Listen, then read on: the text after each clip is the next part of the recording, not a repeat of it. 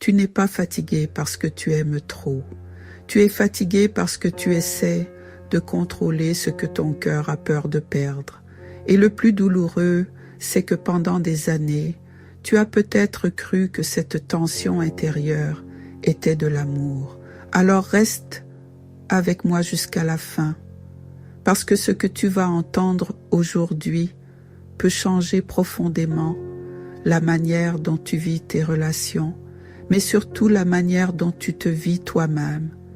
Il y a quelque temps, je discutais avec une femme forte, le genre de femme qu'on admire de loin, toujours présente pour les autres, toujours capable de tenir, toujours digne, même quand elle est brisée à l'intérieur. Elle m'a regardé avec les yeux remplis d'épuisement. Et elle m'a dit une phrase que je n'ai jamais oubliée. Je ne comprends pas pourquoi je souffre autant alors que j'aime sincèrement.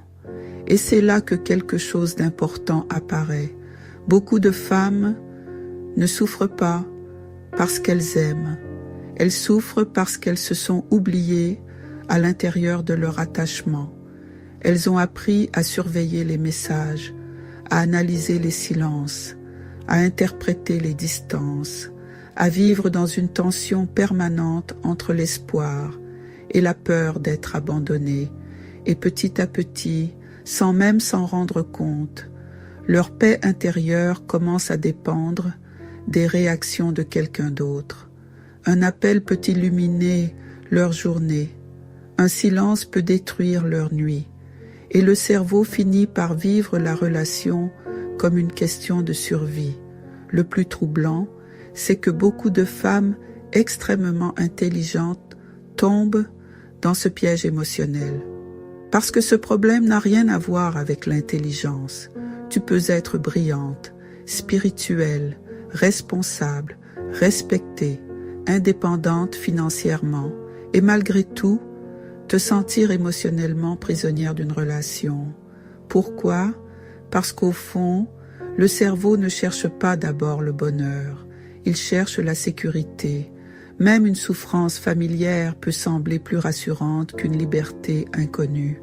Alors on reste, on espère, on attend, on s'accroche à des miettes d'attention comme si elles avaient le pouvoir de nous sauver intérieurement.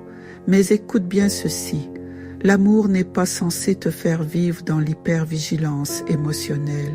L'amour n'est pas censé te transformer en détective des comportements, en analyste des réponses WhatsApp, en femme qui perd sa paix à cause d'un changement de ton. Ça, ce n'est pas l'amour profond, c'est souvent la peur du vide, la peur du rejet, la peur de ne plus être choisi. Et plus cette peur grandit, plus le besoin de contrôle apparaît. Tu veux comprendre, tu veux être rassuré, tu veux des garanties, mais plus tu cherches à contrôler, plus tu t'épuises intérieurement. Parce qu'il y a une vérité difficile à accepter. Tu ne peux pas contrôler ce que quelqu'un ressent. Tu ne peux pas contrôler l'attention de quelqu'un. Tu ne peux pas contrôler la permanence d'une relation. Et paradoxalement, c'est quand tu acceptes enfin cela que tu retrouves une forme de liberté intérieure. Le détachement ne veut pas dire devenir froide. Le détachement ne veut pas dire arrêter d'aimer. Le détachement, c'est apprendre à aimer sans te perdre. C'est retrouver un espace intérieur où ta valeur ne dépend plus entièrement du regard de quelqu'un. C'est pouvoir ressentir sans être détruite par chaque émotion, parce que beaucoup de femmes vivent exactement comme ça. Une distance devient immédiatement « il ne m'aime plus ». Un silence devient « je vais être abandonné ». Une attitude différente devient « je ne suis plus assez ». Mais as-tu remarqué quelque chose? La souffrance vient souvent moins de la situation que de l'histoire que ton esprit construit autour de la situation. Et ça change tout. Parce qu'à partir du moment où tu comprends cela, tu peux commencer à observer tes pensées au lieu de leur obéir automatiquement. tu peux commencer à te demander, est-ce une réalité ou une peur qui parle? Est-ce que cette pensée me protège réellement ou est-ce qu'elle me détruit intérieurement? C'est là que le vrai changement commence, pas dans le contrôle de l'autre, mais dans la relation que tu développes avec ton propre esprit. Et si ce message te parle profondément, écris simplement « Je me choisis enfin » dans les commentaires. Pas pour moi, mais parce que ton cerveau a besoin de reconnaître ce que ton cœur vit depuis trop longtemps dans le silence. Tu sais, beaucoup de femmes pensent qu'elles doivent éliminer leurs émotions pour devenir fortes. Mais la vraie force, ce n'est pas ne plus ressentir. La vraie force, c'est pouvoir traverser une émotion sans devenir esclave de cette émotion.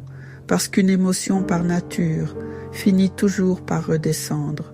Ce qui la prolonge souvent, ce sont les pensées qu'on nourrit autour d'elle, les scénarios, les interprétations, les essais, les projections, et plus l'esprit répète ses pensées, plus le corps reste prisonnier de l'angoisse. Alors le vrai travail commence ici, apprendre à rester présente, sans alimenter constamment ce qui te détruit, respirer avant de réagir, attendre avant d'écrire ce message émotionnel, observer avant de conclure.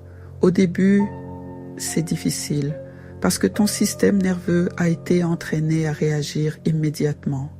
Mais petit à petit, quelque chose change. Tu commences à créer un espace entre l'émotion et la réaction. Et cet espace est puissant, parce que c'est dans cet espace que tu récupères ton pouvoir intérieur. C'est là que tu cesses progressivement de vivre dans la dépendance émotionnelle. Tu comprends alors que le détachement n'est pas un rejet, c'est une guérison de la peur.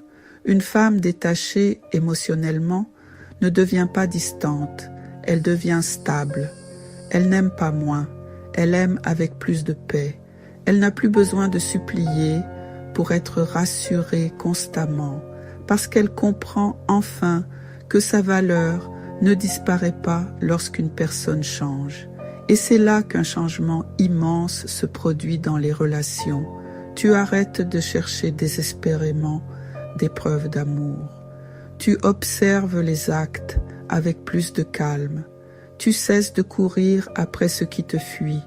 Tu arrêtes de t'abandonner toi-même pour conserver quelqu'un. Et plus tu retrouves cette stabilité intérieure, plus tu deviens émotionnellement puissante, pas bruyante, pas dominante, pas dure, puissante dans le silence, puissante dans la paix, puissante parce que tu n'es plus constamment en guerre contre toi-même. Tu sais ce qui change aussi? Tu commences enfin à supporter l'incertitude. Et ça, c'est énorme, parce que beaucoup de souffrances viennent d'une incapacité à tolérer le flou. On veut savoir immédiatement, être rassuré immédiatement, contrôlé immédiatement. Mais la vie, les relations, les êtres humains ne fonctionnent pas comme ça.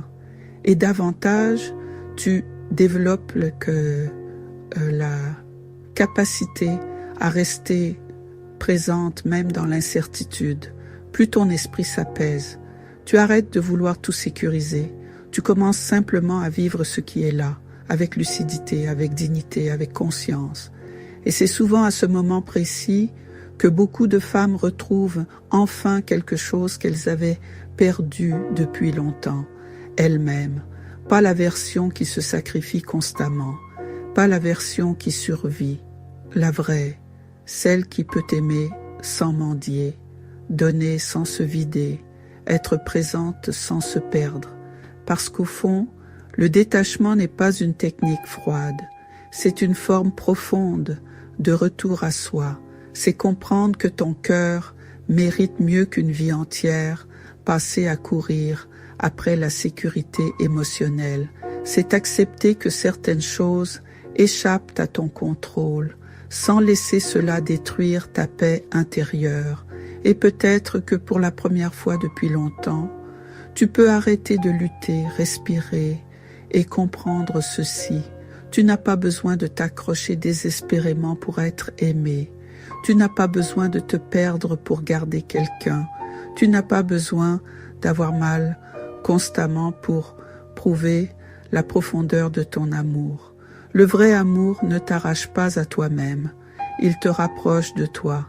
Alors si aujourd'hui quelque chose en toi est fatigué de suranalyser, fatigué d'attendre, fatigué de porter émotionnellement des relations entières, prends ce moment comme un début.